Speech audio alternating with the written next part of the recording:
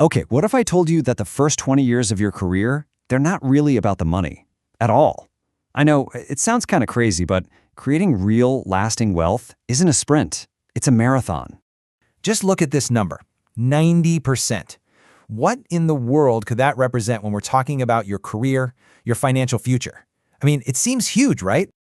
Well, that 90%, that's how much of a person's total lifetime wealth is earned after they turn 40. Yeah, you heard that right. The vast majority of it comes later in life. I mean, that completely flips the whole get-rich-quick idea on its head, doesn't it?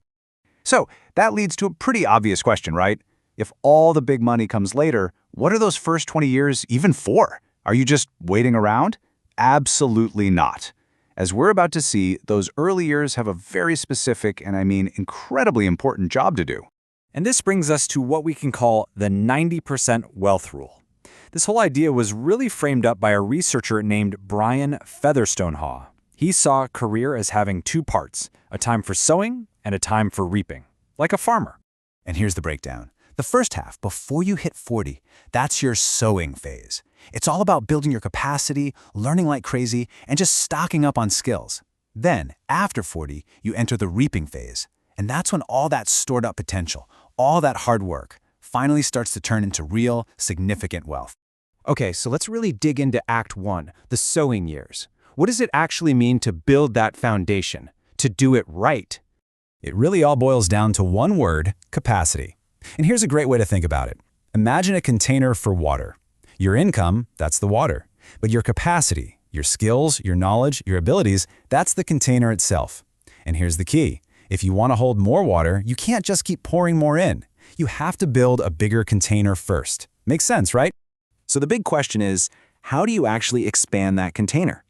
Well, it pretty much comes down to two main paths for building up the capacity you're going to need down the road. The logic here is actually super simple. Step 1, you focus like a laser on building your abilities. Step 2, doing that naturally expands your container, your capacity.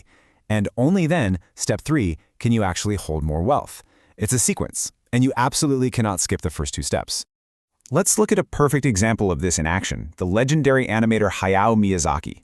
You know, for 16 years, from his late 20s to his early 40s, he was basically just laying bricks. He was doing low-level sketching, just obsessively mastering every single tiny detail of animation. He was not a global superstar. But then, at age 43, boom, all that capacity he'd built up finally paid off, and he achieved massive international success. He spent decades just sowing the seeds. So persistence in a skill, that's one path. But the other one is all about what you're putting into your mind. And this really gets to the core of it. True poverty isn't really about a lack of money. It's about a lack of knowledge. And I mean, who's a better example of this than Elon Musk? Everyone knows he's an obsessive reader, but it's not just random stuff. He very intentionally built these deep knowledge systems in totally different fields.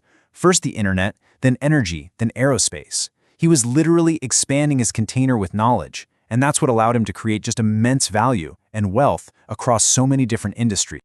All right, so you've spent maybe 20 years sowing, building your skills, building your knowledge. Now we get to Act 2, the rich harvest.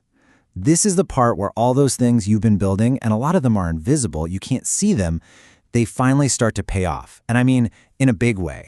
And these are the assets that really drive wealth in this second half of your career. And you can't just list them on a resume, right?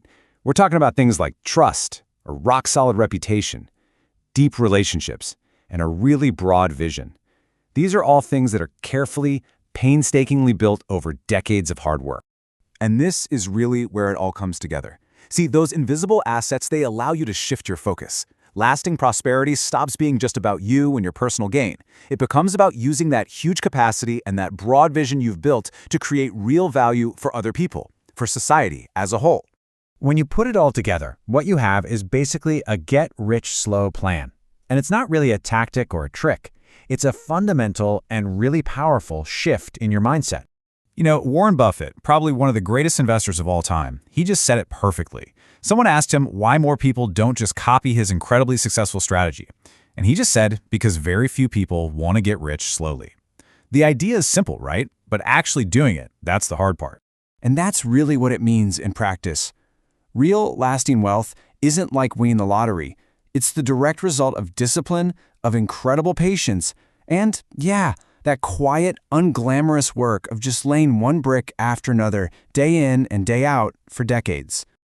So look, if you're in those early years right now and maybe you feel like you're just spinning your wheels, not getting anywhere, this is such a powerful way to reframe that feeling. Those quiet years, the ones where it feels like nothing's happening, they are not wasted. In fact, they are the most precious periods you have. It's your time for accumulation. Every single effort is a seed you're planting for that rich harvest that's coming. So I want to leave you with this one thought. The early years of your career, they aren't defined by what you earn. They're defined by what you accumulate. So the real question you have to ask yourself is, what are you accumulating today?